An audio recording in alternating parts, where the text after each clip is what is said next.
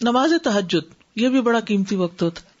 تہجد کا معنی قرطبی رحمہ اللہ نے اللہ تعالیٰ کے اس قول کی تفسیر میں کہا وَمِنَ اللَّيْلِ فَتَهَجَّدْ بِهِ نَافِلَةً لَكَ عَسَىٰ أَن يَبْعَثَكَ رَبُّكَ مَقَامًا مَحْمُودًا، اور رات کے کچھ حصے میں پھر اس کے ساتھ بیدار رہو، اس حال میں کہ تمہارے لیے یہ زائد ہے، نافل ہے، ایکسٹرا نماز ہے آپ کے لیے، قریب ہے کہ تمہارا رب تمہیں مقام محمود پر کھڑا کرے. تو بلند مقام پانے کے لیے پھر زیادہ سجدوں کی ضرورت ہے. التہجد الحجود سے مشتق ہے، حجود مصدر ہے اس کا. یہ ان کلمات میں سے ہے جن کے متضاد معنی ہوتے ہیں، جیسے اشترا کا معنی خریدا اور بیچا دونوں ہوتے ہیں نا. تو حجود کا معنی بھی حجدا یعنی وہ سویا رہا، اور حجدا یعنی وہ جاگتا رہا، دونوں معنی آتے ہیں. حجدا کا معنی سویا اور جاگا دونوں ہے، یہ متضاد معنی دیتا ہے، اور یہ خصوصیت عربی میں ہی ہے. تو تہجد سے کیا مراد ہے؟ جہاں تک تہجد کی بات ہے تو یہ خاص طور پر رات کی نماز کو کہا جاتا ہے. بعض لوگوں نے اس کی قید یہ بیان کی ہے کہ رات کو سو جانے کے بعد دوبارہ اٹھ کر نماز ادا کرنا تہجد کہلاتا ہے. یعنی حجدا کا معنی سویا اور حجدا معنی جاگا، یعنی سو کے جاگ کر جو نماز پڑھی جاتی ہے وہ تہجد کہلاتی ہے. ٹھیک. قیام اللیل، اب ایک ہے قیام اللیل اور ایک ہے تہجد اور ایک ہے تراویح. قیام اللیل کا معنی کیا ہے؟ رات کے کچھ حصے کو نماز اور قرآن کی تلاوت اور اللہ کے ذکر میں گزارنا چاہیے، چاہے وہ ایک گھڑی ہی کیوں نہ ہو، 5 منٹ کیوں نہ ہو، 2 نفل کیوں نہ ہو.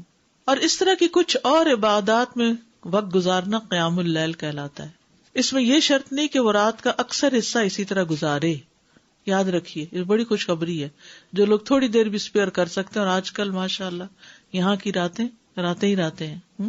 تو اس میں یعنی کہ اتنی دیر سے جب فجر ہو رہی ہو تو اس سے پہلے کسی بھی وقت آدھا گھنٹہ پہلے بھی اگر انسان اٹھ جاتا ہے تو اس چیز کو کر سکتا ہے. مراق الفلاح میں آیا قیام اللیل کا معنی رات کا بڑا حصہ اللہ کی اطاعت میں مشغول ہو کے گزارنا. یعنی یہ بھی رائے ہے، اور کہا جاتا ہے کہ ایک گھڑی وہ قرآن پڑھے یا تسبیح سنے یا تسبیح کرے یا نبی صلی اللہ علیہ وسلم پر درود بھیجے. کچھ لوگ ایسے ہوتے ہیں کہ ان کو صبح جلدی کام پہ جانا ہوتا ہے، ان کے پاس وقت نہیں ہوتا، تو کام پہ جاتے ہوئے بھی راستے میں خوب اللہ کا ذکر کرتے جائیں، تلاوت کرتے جائیں یا سنتے جائیں.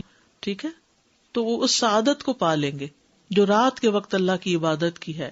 قیام اللیل کے معنی میں عمومیت ہے، یعنی کھڑا ہونا ہی مراد نہیں ہے بلکہ رات کو جاگ کے عبادت کرنا ہے. قیام اللیل تہجد کے معنی کی نسبت زیادہ عام اور شامل ہے، یعنی اس میں سب کچھ شامل ہے. قیام اللیل میں سب کچھ شامل ہے. اس میں وہ نماز بھی شامل ہے جو نیند سے پہلے کی اور جو سو کر اٹھنے کے بعد ادا کی جائے. یعنی قیام اللیل میں ضروری نہیں کہ آپ سو کے اٹھیں تو ہی آپ قیام اللیل کر سکتے ہیں. رمضان میں جو آپ سوئے بغیر تراویح پڑھتے ہیں وہ بھی قیام اللیل ہی ہوتا ہے. لیکن ہم عام طور پر قیام اللیل کس کو سمجھتے ہیں؟ وہ آخری حصے میں جو نماز رات مسجد میں رک کے پڑھتے ہیں وہ قیام اللیل ہوتا ہے. جبکہ تہجد کی نماز کے ساتھ خاص ہے. اس کے بارے میں 2 قول ہیں.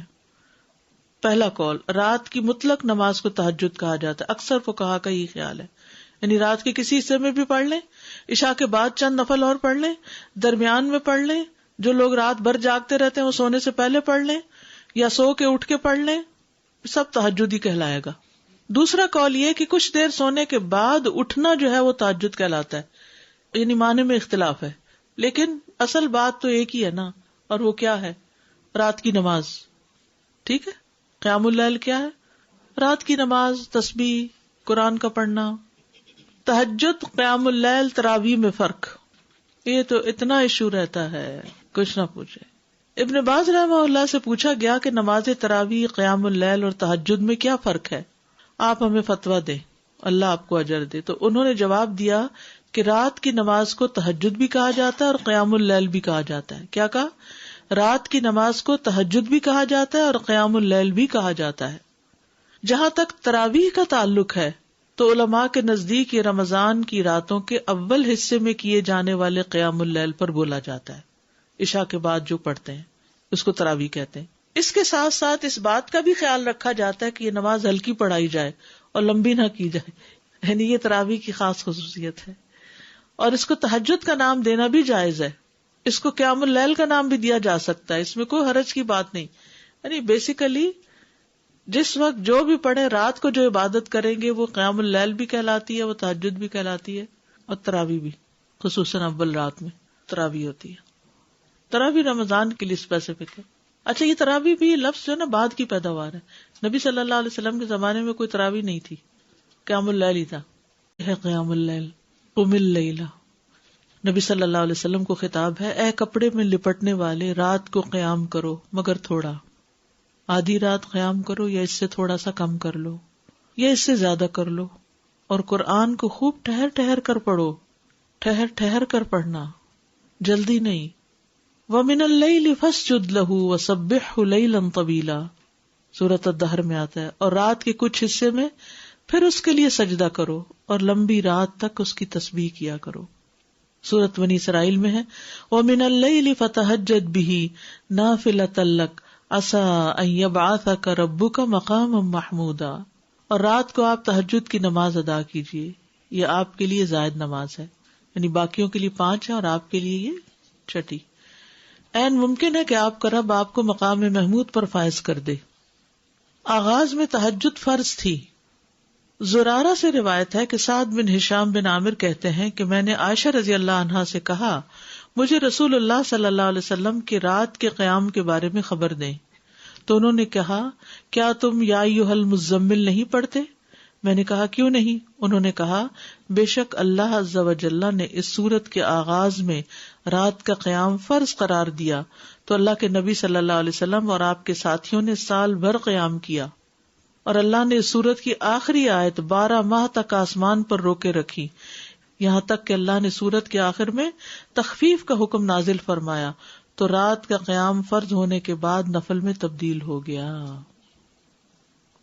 اس نے جان لیا کہ تم ہرگز اس کی طاقت نہیں رکھو گے، سو اس نے تم پر مہربانی فرمائی تو قرآن میں سے جو میسر ہو پڑھو، چھوٹی سورت بڑی سورت جتنا بھی. اس نے جان لیا کہ یقیناً تم میں سے کچھ بیمار ہوں گے، کچھ دوسرے زمین میں سفر کریں گے، اللہ کا فضل تلاش کریں گے، بزنس ٹرپس، اور کچھ دوسرے اللہ کی راہ میں لڑیں گے. بس اس میں سے جو میسر ہو پڑھو اور نماز قائم رکھو اور زکوٰۃ دو اور اللہ کو قرض دو، اچھا قرض دینا. اور جو نیکی بھی تم اپنی جانوں کے لیے آگے بھیجو گے اسے اللہ کے ہاں پاؤ گے کہ وہ بہتر اور ثواب میں کہیں بڑی ہے. نبی صلی اللہ علیہ وسلم کا اس تخفیف کو جاری رکھنا. حضرت عائشہ سے روایت ہے، کہتی ہیں کہ رسول اللہ صلی اللہ علیہ وسلم آدھی رات کو گھر سے نکلے اور مسجد میں نماز پڑھی. کچھ لوگوں نے بھی آپ کی نماز کے ساتھ نماز ادا کی. صبح کو لوگوں نے اس بارے میں بات چیت کی، چنانچہ دوسری رات لوگ پہلے سے زیادہ جمع ہو گئے. رسول اللہ صلی اللہ علیہ وسلم دوسری رات بھی باہر تشریف لائے اور لوگوں نے آپ کی نماز کے ساتھ نماز پڑھی. لوگ صبح اس کا تذکرہ کرتے رہے. تیسری رات مسجد میں آنے والے اور زیادہ ہو گئے. آپ باہر تشریف لائے اور لوگوں نے آپ کی نماز کے ساتھ نماز پڑھی. جب چوتھی رات ہوئی تو مسجد نمازیوں کے لیے تنگ ہو گئی اور رسول اللہ صلی اللہ علیہ وسلم نکل کر ان کے پاس تشریف نہ لائے. تو ان میں سے کچھ لوگوں نے نماز پکارنا شروع کر دیا، لیکن رسول اللہ صلی اللہ علیہ وسلم باہر ان کے پاس تشریف نہ لائے حتیٰ کہ آپ فجر کی نماز کے لیے تشریف لائے. پھر جب فجر کی نماز پوری کر لی تو لوگوں کی طرف متوجہ ہوئے، پھر شہادتین پڑھ کر فرمائے خطبہ دیا، اما بعد، آج رات تمہارا حال مجھ سے مخفی نہ تھا، یعنی مجھے پتا تھا تم انتظار کر رہے ہو، لیکن مجھے ڈر ہوا کہ رات کی نماز تم پر فرض نہ کر دی جائے، پھر تم اس کی ادائیگی سے عاجز آ جاؤ، تو اس لیے میں نہیں نکلا. کتنا خیال تھا کہ امت مشقت میں نہ پڑے، ورنہ اس وقت کے لوگوں کی تو ہمتیں اور تھی، شوق میں وہ پڑھ لیتے اور پھر ہم سب پر بھی ایک ذمہ داری عائد ہو جاتی. کئی لوگ کہتے ہیں نا کیا تراویح پڑھیں، ضروری ہے تراویح پڑھنا، اور یہ جماعت سے کیوں پڑھتے ہیں آپ لوگ؟ نبی صلی اللہ علیہ وسلم تو اپنے نفل اکیلے پڑھتے تھے. بھئی یہ 3 دن جو پڑھایا یہ اس وجہ سے پڑھایا تاکہ جماعت سے پڑھنے کا بھی ایک جواز ہو. ایک خاتون بہت پریشان میرے پاس آئی اور ماشاءاللہ بہت پڑھی لکھی سمجھدار خاتون، کہتی میں ساری زندگی تراویح کا اہتمام کرتی رہی ہوں، ریسنٹلی کسی نے مجھے شک میں ڈال دیا کہ جی تراویح کا تو لفظ ہی نہیں ہے قرآن و سنت میں، اور جماعت سے پڑھنے کا کہاں حکم ہے، اور اس قسم کی بہت سی باتیں. اتفاق کی بات کہ انہی دنوں میں نے ایک آرٹیکل پڑھا تھا اور ریفرنس تازے مجھے یاد تھے سب، تو میں نے ان کو دکھایا تو وہ سکون میں آ گئی کہتی ہے 3 دن سے میں مسجد ہی نہیں گئی، 3 دن سے، رمضان کا مہینہ تھا یہ 3 دن سے میں نے نماز ہی نہیں پڑھی، کیونکہ کسی نے مجھے شک میں ڈال دیا یہ ہے ہی نہیں. آپ نے اس لیے نہیں مسلسل جماعت سے پڑھوائی کہ کئی لوگوں پہ فرض ہی نہ ہو جائے. یہ رمضان ہی کا موقع تھا. اور پھر حضرت عمر رضی اللہ عنہ نے سب کو اس پر اکٹھا کیا، ورنہ کیا ہوتا تھا کوئی کہیں پڑھا رہا ہے، کوئی کہیں پڑھ رہا ہے، کوئی کہیں. تو وہ ایک اجتماعیت کی جو روح ہوتی ہے وہ پھر اس طرح پیدا ہوئی. تو اس لیے سب کہتے ہیں بدعت تھی. بدعت نہیں تھی، کیونکہ اس کی دلیل موجود تھی. بدعت وہ ہوتی ہے کہ جس کی کوئی دلیل ہی نہیں. یہاں یہ 3 دن پڑھی ہے، یہ کم دلیل ہے. اور پھر آپ نے خود واضح بھی کیا کہ میں اس سے زیادہ اس لیے نہیں کروا رہا کہ یہ فرض نہ ہو جائے تم پر. نبی صلی اللہ علیہ وسلم کا تہجد کا خوب اہتمام کرنا. نبی صلی اللہ علیہ وسلم نماز تہجد میں اتنا قیام فرماتے کہ آپ کے قدم یا پنڈلیوں پہ ورم آ جاتا تھا. بس جب آپ سے اس کے متعلق کچھ عرض کیا جاتا تو آپ فرماتے کیا میں اللہ کا شکر گزار بندہ نہ بنوں. یہ ہے شکرانے کے نفل کہ آپ تہجد جو پڑھتے تھے اسی کو ہی شکرانہ قرار دیتے اور لمبا قیام کرتے. ہم جو شکرانے کے نام پہ نفل پڑھتے بھی ہیں تو وہ کیسے پڑھتے ہیں، کتنی جلدی جلدی پڑھتے ہیں. عبداللہ بن عمیر نے حضرت عائشہ سے کہا رسول اللہ صلی اللہ علیہ وسلم کا کوئی تعجب انگیز عمل جو آپ نے دیکھا وہ بیان کرے. وہ رونے لگی اور کہا آپ راتوں میں سے ایک رات کو کھڑے ہوئے اور فرمایا اے عائشہ مجھے چھوڑ دو کہ میں اپنے رب کی عبادت کر لوں. کہتی ہیں میں نے کہا اللہ کی قسم میں آپ کی قربت کو پسند کرتی ہوں، یعنی میں چاہتی ہوں آپ میرے پاس رہیں، لیکن وہ چیز بھی پسند ہے جو آپ کو خوش کر دے. کہتی ہیں آپ اٹھے، وضو کیا اور نماز کے لیے کھڑے ہو گئے. آپ مسلسل روتے رہے یہاں تک کہ آپ کی گود بھیگ گئی، پھر روئے اور روتے رہے حتیٰ کہ زمین تر ہو گئی. اتنے میں بلال رضی اللہ عنہ نماز فجر کی اطلاع دینے کے لیے آئے. جب انہوں نے آپ کو روتا ہوا پایا تو کہا اللہ کے رسول آپ اتنا کیوں رو رہے ہیں، حالانکہ اللہ نے آپ کے اگلے پچھلے گناہ معاف کر دیے ہیں. آپ نے فرمایا کیا میں اللہ کا شکر گزار بندہ نہ بنوں. آج رات مجھ پر چند آیات نازل ہوئی، اس آدمی کے لیے ہلاکت ہے جس نے ان کو پڑھا لیکن ان پہ غور و فکر نہیں کیا، اور وہ ہے سورۃ آل عمران کی آخری آیات ان فی خلق السماوات والارض واختلاف اللیل والنہار. نبی صلی اللہ علیہ وسلم کو تہجد نہ چھوڑنا. اللہ کے نبی جب کوئی نماز پڑھتے تو آپ پسند کرتے کہ اس پر قائم رہیں، اور جب آپ صلی اللہ علیہ وسلم پر نیند یا بیماری غالب آ جاتی اور رات کا قیام نہ کر سکتے تو آپ دن میں 12 رکعتیں پڑھ لیتے. نبی صلی اللہ علیہ وسلم کا گھر والوں کو تہجد کے لیے اٹھانا. حضرت علی بن ابی طالب رضی اللہ عنہ سے روایت ہے کہ رسول اللہ صلی اللہ علیہ وسلم رات کے وقت میرے اور فاطمہ کے پاس تشریف لائے اور ہمیں نماز تہجد کے لیے جگایا.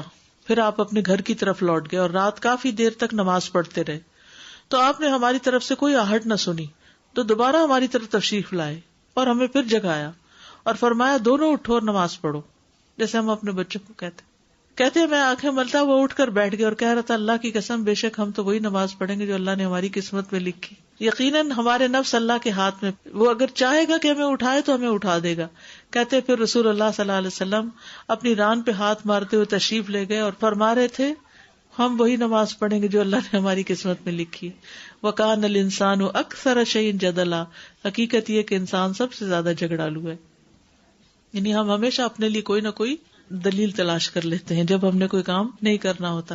آخرت کی فکر کے لیے رات کو جگانا. ام سلمہ بیان کرتی کہ نبی صلی اللہ علیہ وسلم ایک رات بیدار ہوئے تو فرمایا سبحان اللہ، آج رات کس قدر سنگین فتنے نازل ہوئے اور کس قدر عظیم خزانے اتارے گئے. کون ہے جو ان حجروں میں سوئی ہوئی عورتوں کو بیدار کرے؟ اپنی ازواج کی طرف اشارہ تھا. بہت سی عورتیں جو دنیا میں لباس پہننے والی ہیں آخرت میں برہنہ ہوں گی، کیونکہ بغیر لباس کے اٹھیں گے نا سب. لوگوں کو تہجد کی ترغیب دلانا، یعنی اپنے گھر والوں سے شروع کیا اور اب عام لوگوں کے لیے بھی. ابی ابن کعب فرماتے ہیں کہ جب رات کا تہائی حصہ گزر جاتا تو رسول اللہ صلی اللہ علیہ وسلم اٹھ کھڑے ہوتے اور فرماتے اے لوگو اللہ کو یاد کرو، اللہ کو یاد کرو، سور پھونکنے کا وقت آ گیا ہے. پھر اس کے بعد دوسری مرتبہ بھی پھونکا جائے گا. موت اپنے پیش آنے والے حالات کے ساتھ آ پہنچی، موت اپنے پیش آنے والے حالات کے ساتھ آ پہنچی، یعنی موت قریب ہے، تیاری کرو، یہ مطلب تھا.